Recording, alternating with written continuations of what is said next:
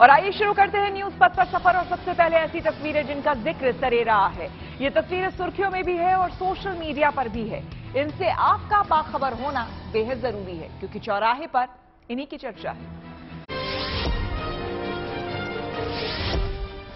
उत्तराखंड के रुद्रप्रयाग में द्वितीय केदार भगवान मदमहेश्वर के कपाट खुल गए, यानी अब भक्त सभी पंच केदारों के दर्शन कर सकते हैं। सुबह करीब 11 बजे वाद्ययंत्रों की धुनों और भक्तों के जयकारों के बीच भगवान मदमहेश्वर के कपाट खोले गए। कपाट खुलने के मौके पर मदमहेश्वर मंदिर को भव्य तरीके से फूलों से सजाया गया था। द्वितीय केदार मदमहेश्वर धाम में भगवान शिव के मध्य भाग की पूजा होती है।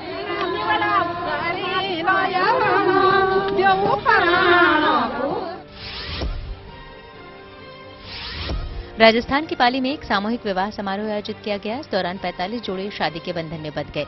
इस समारोह में नए कानून मंत्री अर्जुन राम मेघवाल समेत मुख्य अतिथि कार्यक्रम में शामिल हुए। उन्होंने कहा कि ऐसे सामूहिक विवाह से समाज के आर्थिक रूप से कमजोर तबके की मदद की जा सकती है। ऐसे में इस तरह के आयोजन आगे भी होते रहने चाहिए। मध्य प्रदेश के नीमच में कुएं में गिरे तेंदुए को किसी तरह बाहर निकाल लिया गया। दरअसल एक किसान ने सबसे पहले ये देखा कि तेंदुआ 40 फीट गहरे कुएं में गिरा है। इसके बाद ग्रामीणों ने वन विभाग को उसकी सूचना दी। फिर उसकी टीम ने एक ऑपरेशन शुरू किया। इस दौरान एक पिंजरा कुएं के अंदर डाला गया, जिसमें तेंदुआ घुस गया और फिर पिंजरा बंद कर उसे रस्सी की मदद से बाहर खींच लिया गया।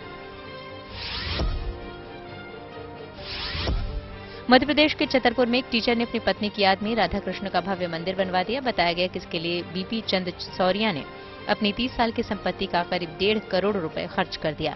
इस मंदिर का भूमि पूजन 13 मई 2017 को किया गया था। अब वहां मंगलवार से 27 मई तक वृंदावन के कलाकारों की ओर से रासलीला का आयोजन होगा। साथ ही 25 से 29 मई तक प्राण प्रतिष्ठा महायज्ञ करवाया जाएगा। लंदन के ब्राइटन बीच पर भारतीय उच्चायोग ने एक सफाई अभियान चलाया। दरअसल इस साल भारत G20 की मेजबानी करने वाला है। इसी को देखते हुए वहां G20 बीच क्लीन अप नाम से ये सफाई अभियान चलाया गया। इस मौके पर वहां बड़ी संख्या में भारतीयों ने भी हिस्सा लिया। जिंदगी का सफर सुहाना हो, इसके लिए सावधान रहना जरूरी है। रोजमर्रा की आपाधापी में कुछ देर बैठकर सोचना समझना भी जरूरी है कि आपके आसपास क्या हो रहा है और जो कुछ हो रहा है उससे हमारी जिंदगी, हमारा परिवार कैसे प्रभावित हो सकता है। इसलिए हॉर्न बजाकर बाखबर करने वाली खबर जरूरी होती है। और आज की ये खबर बारिश के दौरान जानलेवा साबित होने वाली सिस्टम की बदइंतजामी से जुड़ी है। बारिश का मौसम अभी नहीं आया, लेकिन इस बीच बेंगलुरु में बादल जमकर बरसे और एक बड़ा हादसा हो गया। शहर के एक अंडरपास में एक गाड़ी फंस गई।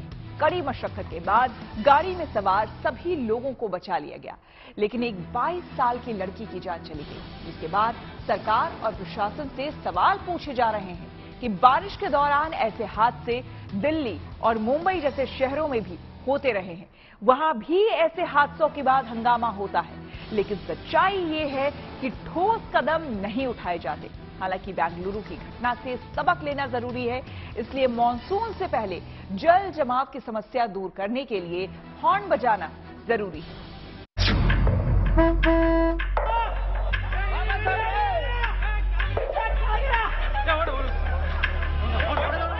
ऐसी सूरत में सुरक्षित बच निकलना एक चमत्कार है। ऑटो रिक्शा करीब करीब पानी में डूब चुका है, लेकिन उसके अंदर एक महिला है। दूर खड़े लोग शोर मचा रहे हैं, लेकिन किसी की समझ में नहीं आ रहा कि क्या करें। लेकिन ऐसे हालात में भी महिला ने होश नहीं गंवाया। उसने जोर लगाया और ऑटो की छत पर आकर बैठ गई। बाद में रेस्क्यू टीम ने उसे निकाल लिया और इस तरह उसकी जान बच गई।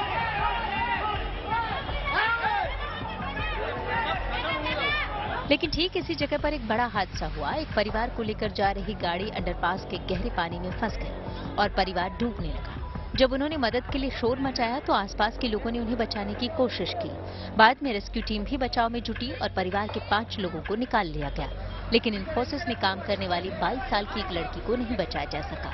खबर के मुताबिक अस्पताल में उसकी मौत हो गई।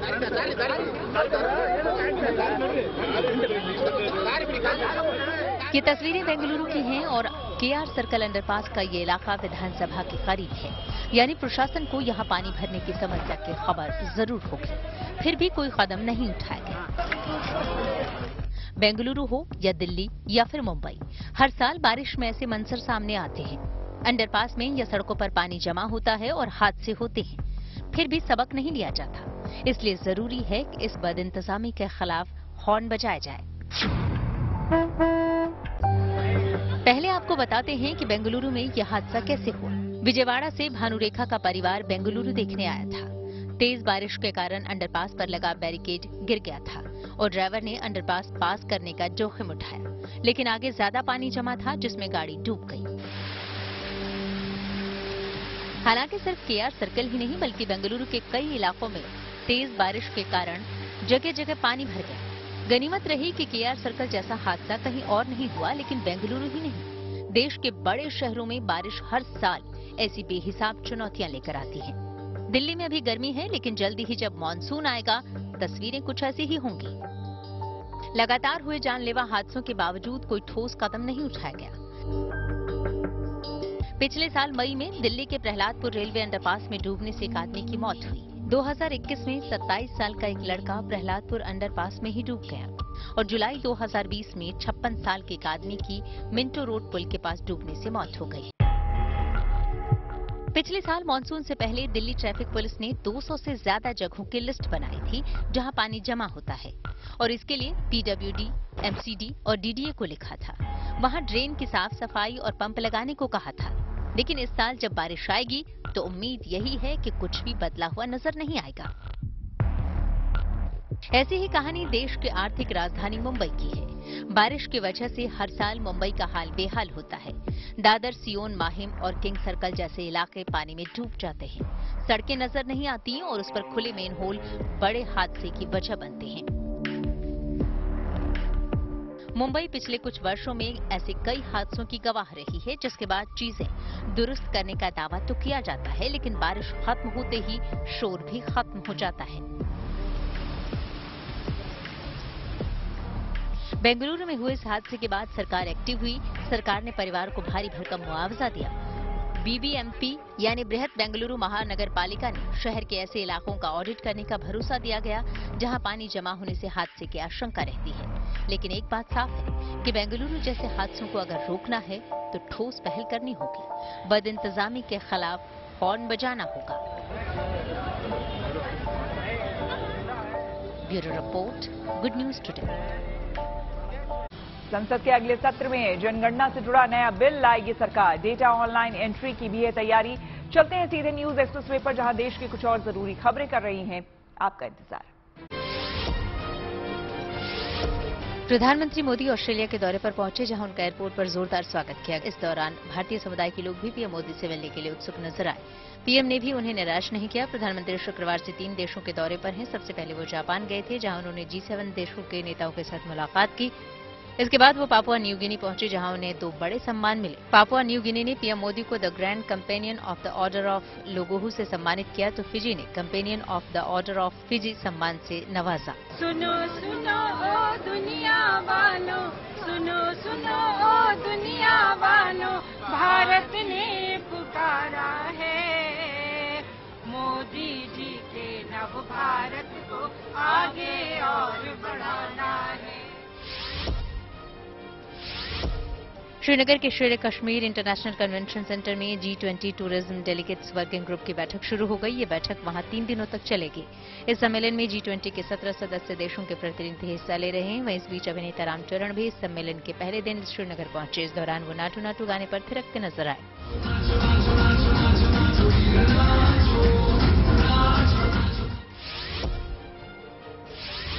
जेल में बंद गैंगस्टर लॉरेंस बिश्नोई ने एनआईए के सामने कई खुलासे किए। सूत्रों के मुताबिक उसने एजेंसी को बताया कि उसके निशाने पर सलमान खान है। साथ ही लॉरेंस के मुताबिक उसने गायक सिद्धू मूसेवाला की हत्या की साजिश के दौरान हवाला के जरिए 50 लाख रुपए कनाडा में गोल्डी बराड़ को भिजवाए थे।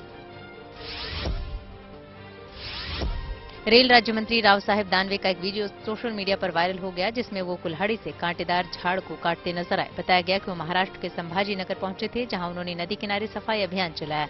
इस दौरान उन्होंने कांटेदार पेड़ों को हटाया। इस मौके पर वहां उनके समर्थक भी मौजूद रहे।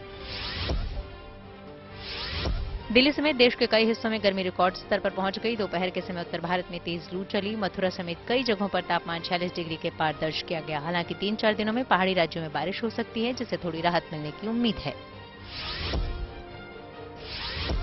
जबरन उगाही मामले में पूर्व एनसीबी अधिकारी समीर वानखेड़े को बॉम्बे हाई कोर्ट से थोड़ी राहत मिल गई। अदालत ने 8 जून तक उनकी गिरफ्तारी पर रोक लगा दी। वहीं सीबीआई समीर वानखेड़े से 24 मई को फिर पूछताछ करेगी। इस बीच समीर ने दावा किया कि उन्हें और उनकी पत्नी को धमकी भरे मैसेज आ रहे हैं। और खबरों के एक्सप्रेसवे से आगे रुक करते हैं सियासी ढाबे का, जहां आज की सबसे दिलचस्प खबर मौजूद है। बीजेपी के खिलाफ विपक्ष को एकजुट करने की कोशिश तेज हो गई है और ये कोशिश अलग अलग लेवल पर हो रही है। कांग्रेस के साथ मिलकर जहां नीतीश कुमार ने विपक्षी पार्टियों को एक मंच पर लाने का बीड़ा उठाया है, वहीं अब केजरीवाल भी एक्टिव हो गए हैं।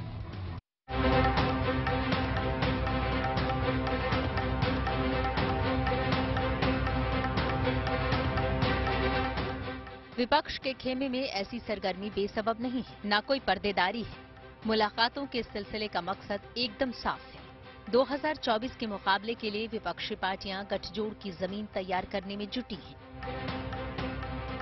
कुछ दिन पहले कांग्रेस अध्यक्ष और राहुल गांधी से मुलाकात के बाद नीतीश कुमार ने विपक्ष के तमाम नेताओं से मुलाकात की।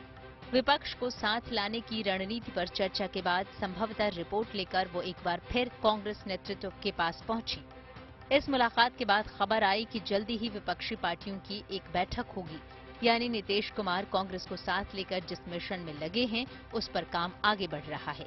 दिलचस्प बात यह है कि विपक्ष को साथ लाने की मुहिम में अब केजरीवाल भी जुट गए हैं और उसकी ताजा वजह दिल्ली में अधिकारियों की ट्रांसफर और पोस्टिंग को लेकर लाया गया केंद्र सरकार का ऑर्डिनेंस है, जिस पर केजरीवाल भड़के हुए हैं। मैं आज इस मंच के जरिए सभी ऑपोजिशन पार्टीज को अपील करना चाहता हूं कि राज्यसभा के अंदर जब ये बिल आएगा, ऑर्डिनेंस जब बिल के रूप में पेश किया जाएगा, इसे किसी भी हालत के अंदर राज्यसभा में पारित नहीं करवाना। मैं खुद एक एक पार्टी के नेताओं से जाके मिलूंगा, उनसे समर्थन मांगूंगा कि इस बिल को अपोज करना है, ये जनतंत्र के खिलाफ है।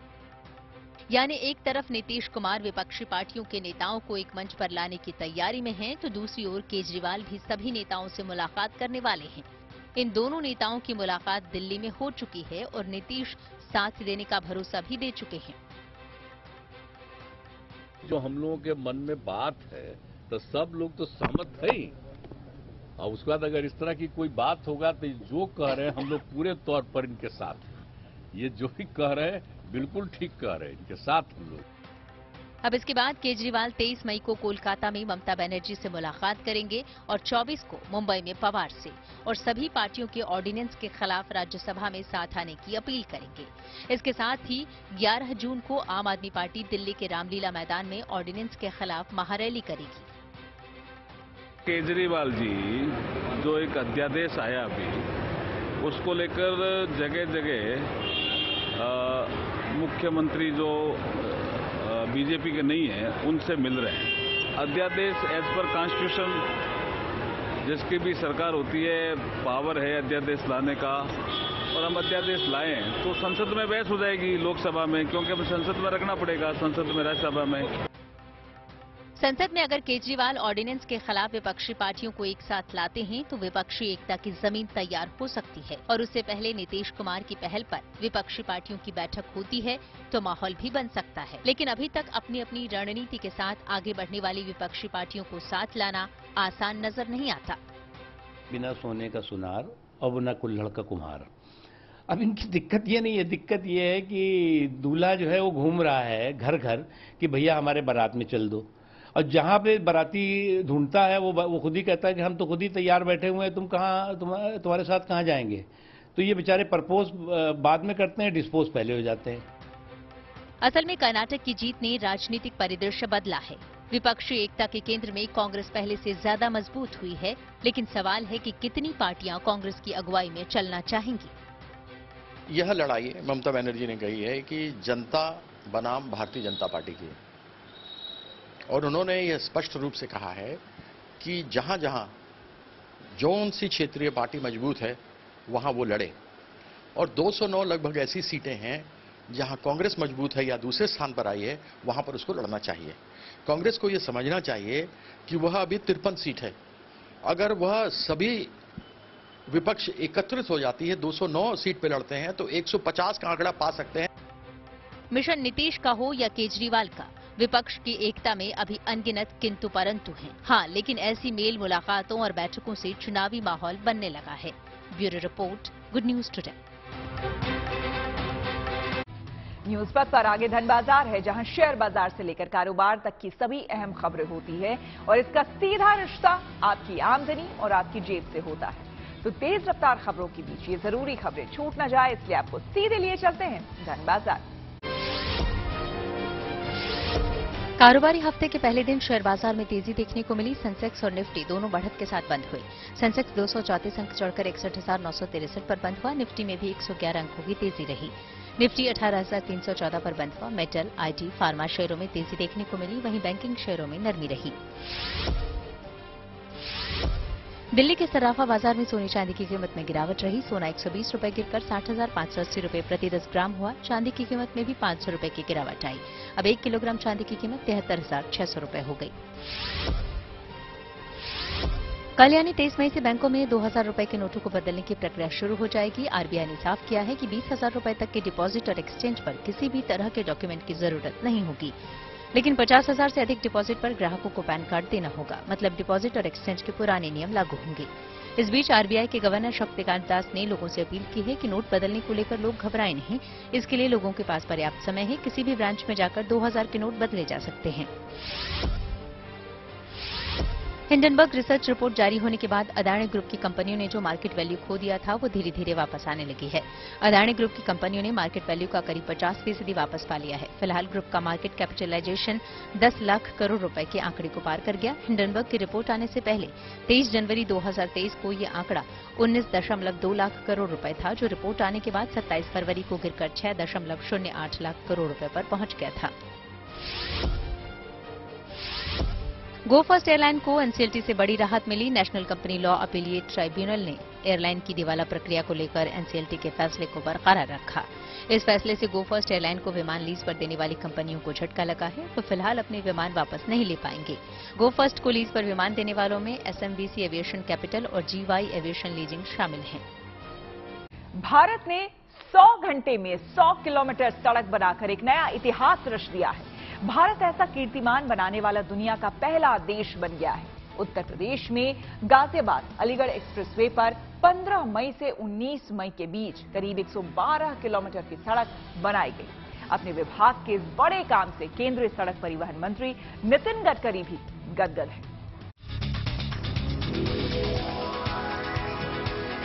ये सड़क विकास के रफ्तार की मिसाल है। महज 100 घंटे में 100 किलोमीटर सड़क बनाकर हिंदुस्तान ने पूरी दुनिया में मिसाल कायम की है, विश्व कीर्तिमान बनाया है। ये पॉसिबल हुआ, जो आइडिया था कि एक टारगेट हमने लिया था कि हम 100 घंटे में 100 लेन किलोमीटर करेंगे, तो उसके लिए एक मेटिकुलस प्लानिंग हमने किया था 2-3 हफ्ते से कि कैसे इसको प्लान करेंगे, उसके लिए मशीनरी का क्या रिक्वायरमेंट होगा, प्लांट्स का क्या रिक्वायरमेंट होगा, एंड सबसे बड़ी बात जो है क्वालिटी और सेफ्टी। क्वालिटी और सेफ्टी के लिए हमने एडिक्वेट जो हमारे मैन पावर थे और भी एडिशनल मैन पावर हमने डिप्लॉय किया था, एंड उनको एक प्रॉपर प्लान तरीके से शिफ्ट वाइज कौन क्या रिस्पॉन्सिबिलिटी देखेगा, 8-8 घंटे के शिफ्ट में हमने टीम को डिवाइड किया था। तो आप जैसे देख पा रहे हो ऑलमोस्ट 50 से ज्यादा इंजीनियर्स हमारे खाली क्वालिटी और प्लानिंग के लिए थे। इस सड़क को बनाने के लिए मजदूरों और इंजीनियर्स ने 8-8 घंटे शिफ्ट में काम किया। एक शिफ्ट में कम से कम 100 इंजीनियर और 250 मजदूर काम करते थे। औसतन हर मिनट करीब 3 किलोमीटर की सड़क तैयार की गई। चिलचिलाती गर्मी की वजह से काम में बाधा न आए, इसके लिए भी खास इंतजाम किए गए थे। किसी भी आपात स्थिति से निपटने के लिए हर वक्त एक एम्बुलेंस तैयार रहती थी। केंद्रीय मंत्री नितिन गडकरी ने भी इस कामयाबी पर ट्वीट करके बधाई दी। ऑपरेटर का, लेबर का सबका शिफ्ट दिया हुआ है, अपने हिसाब से भी ड्यूटी कर रहे हैं और कोई दुर्घटना ना हो, मशीन साथ दे रहा है, मशीन के साथ में काम कर रहे हैं। हम जब यहाँ खड़े होकर रिपोर्टिंग कर रहे हैं तो हमें इस धूप में इतनी गर्मी लग रही है। आपने उस धूप को बर्दाश्त किया। जिस वक्त डामर पड़ रहा होगा उस वक्त और हीट निकलती है। गर्मी कितनी थी, कितना परेशान हुए, कितने चैलेंजेस थे आपके लिए? देखिए, हम लोग का सारा शुरू से प्रैक्टिस है, काम करते हुए हम लोग का हमेशा नॉलेज है, हम इसी फील्ड में काम कर रहे हैं, तो हम किसी काम के लिए मतलब पीछे नहीं हटते। इस सड़क को बनाने में पर्यावरण का भी पूरा ख्याल रखा गया। ये सड़क पूरी तरह रिसाइकल्ड मटेरियल से बनी है। इस सड़क को तैयार करने का मटेरियल 6 हॉट मिक्स प्लांट में तैयार किया गया। इस सड़क से देश को निर्माण की रफ्तार बढ़ाने का एक नया मॉडल भी मिला है। इस मॉडल के जरिए आने वाले वक्त में हाईवे और एक्सप्रेसवे को और कम वक्त में तैयार किया जा सकेगा। Manish Chaurasia, good news today.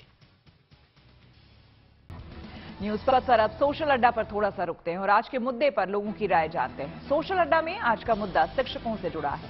Assam में अनफिट पुलिस वालों के बाद अब मनचाहे कपड़े पहनने वाले टीचर सरकार की नजर में आए हैं। इसके बाद असम में सरकारी शिक्षकों के पहनावे को लेकर नए नियम बनाए गए हैं। नए नियम के तहत असम के सरकारी स्कूलों में टीचर अब अपनी मर्जी के कपड़े नहीं पहन सकते। असम में सरकारी स्कूल के शिक्षकों के टी शर्ट, जीन्स और लेगिंग्स पहनने पर पाबंदी लगा दी गई है। असम स्कूल शिक्षा विभाग ने सभी सरकारी स्कूलों में, कॉलेजों में शिक्षकों के लिए सख्त ड्रेस कोड जारी किया है, जिसका नोटिफिकेशन असम के शिक्षा मंत्री रानोज पेगू ने ट्वीट किया है। नोटिफिकेशन में लिखा गया है कि ऐसा देखा गया है कि कुछ शिक्षकों की ऐसी आदत हो गई है कि वो अपने मन मुताबिक कपड़े पहनकर शिक्षण संस्थानों में जाते हैं, जबकि ऐसे कपड़े आमतौर पर लोगों में स्वीकार्य नहीं होते।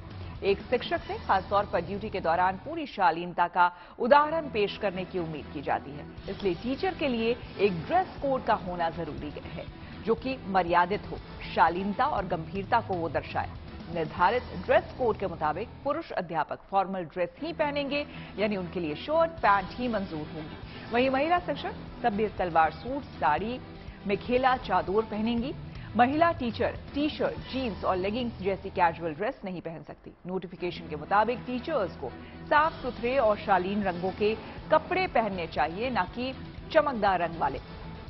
सरकारी शिक्षकों से कहा गया है कि वे स्कूल में कैजुअल और पार्टी वियर पहनने से पूरी तरह से बचें। नोटिफिकेशन के आखिर में यह भी लिखा गया है कि महिला पुरुष टीचर सभी को ये दिशा निर्देश मानने होंगे, नहीं तो उनके खिलाफ नियमों के तहत अनुशासनात्मक कार्रवाई की जाएगी।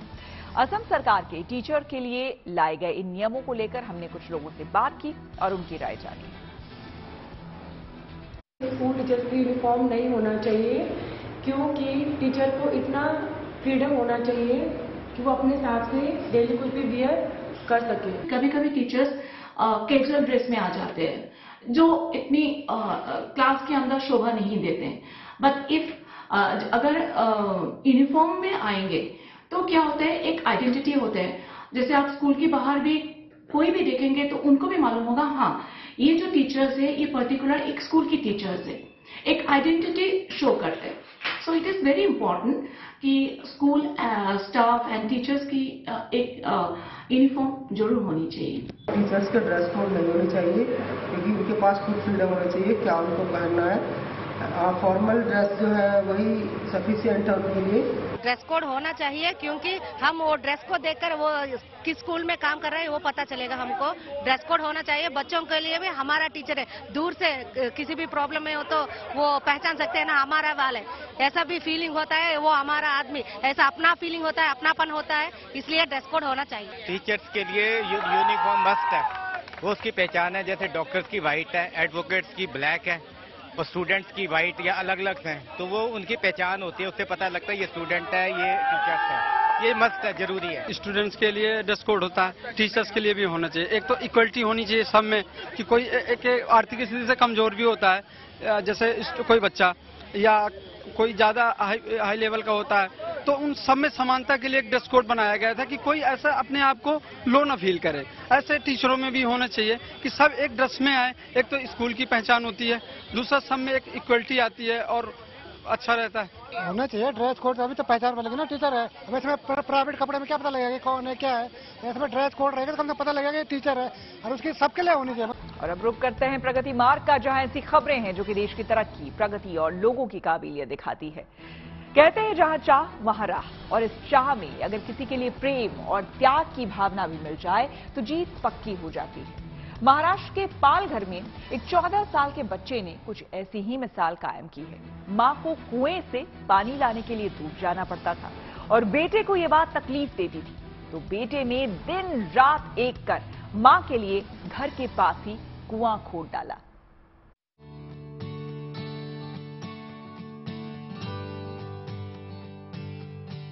मां के साथ अंगीठी जलाता ये प्रणव सालकर है। उम्र महज 14 साल है, लेकिन इस छोटी सी उम्र में इसने जो दिल छू लेने वाला बड़ा काम किया है, वो जानकर शायद आपके हाथ भी इस मासूम की दुआ के लिए उठ जाए। दिन भर मजदूरी करके शाम को थककर घर लौटना और फिर घर से बहुत दूर पानी के लिए मां का कुएं तक जाना प्रणव को तकलीफ देता था। सो प्रणव ने मां के लिए घर के पास ही 15 फीट गहरा कुआं खोद डाला। मजुरी करतो, आम्ही संध्याकाळी येतो काम करून. मग मला त्रास होतो म्हणून माझ्या मुलाने विहीर खोदली 4 दिवसात. महाराष्ट्र में पीने के पानी की समस्या नई नहीं है. बूंद बूंद पानी के लिए जान जोखिम में डालने की ये तस्वीरें शायद आपने देखी हो. प्रणव के गांव धावांगे का भी हाल इससे बहुत अलग नहीं है, लेकिन सरकार की नजर इधर नहीं है. ऐसे में प्रणव ने खुद मेहनत करके अपनी मां के लिए घर में ही पानी का इंतजाम कर दिया. अब मां के चेहरे पर मुस्कान है और प्रणव की हर ओर तारीफ हो रही है. प्रणव के माता पिता मजदूर हैं. पालघर के केलवे में आदिवासी गांव धवंगे पाड़ा में ये उनकी छोटी सी झोपड़ी है. लेकिन इस तंगहाली के बीच प्रणव के पास सबसे बड़ी ताकत है उम्मीद की, कुछ कर गुजरने की और सकारात्मक सोच के साथ आगे बढ़ने की. 9वीं कक्षा में पढ़ने वाला प्रणव दूसरे बच्चों से काफी अलग है. आजकल के बच्चों की तरह social media, TV, internet, pizza, burger से नाता नहीं है, लेकिन उसके पास तरकीबें हैं, संसाधन जुटा लेने की, अपनी जिंदगी को आसान बना लेने की. चाहे मोटरसाइकिल की बैटरी को सोलर पैनल से जोड़कर अपनी झोपड़ी रोशन करना हो या फिर पानी के लिए कुआं खोद डालना, प्रणव न हौसला हारता है न मेहनत से डरता है. Mohammad Hussain Khan, Palghar, good news today. WhatsApp लाएगी नया एडिट फीचर. टेक्नोलॉजी से जुड़ी ऐसी ही हर एक जरूरी खबर को जानने समझने के लिए आपको लिए चलते हैं डिजिटल गली. व्हाट्सएप जल्दी अपने यूजर्स को एक और तोहफा देगी. दरअसल वो एक नया फीचर लॉन्च करने जा रही है जिसके जरिए व्हाट्सएप पर भेजे हुए मैसेज एडिट करना और आसान होगा. इस बारे में कंपनी ने एक वीडियो भी सोशल मीडिया पर शेयर किया. इसमें ऐसा ही फीचर लाए जाने के संकेत दिए गए. नोकिया मंगलवार को एक नया स्मार्टफोन लॉन्च करेगा. इसका नाम नोकिया C32 है. कंपनी ने इसे फरवरी में मोबाइल वर्ल्ड कांग्रेस के दौरान पेश किया था, लेकिन तब इसे भारतीय बाजार में नहीं उतारा गया था. अब इसे भारत में लॉन्च करने की तैयारी पूरी है.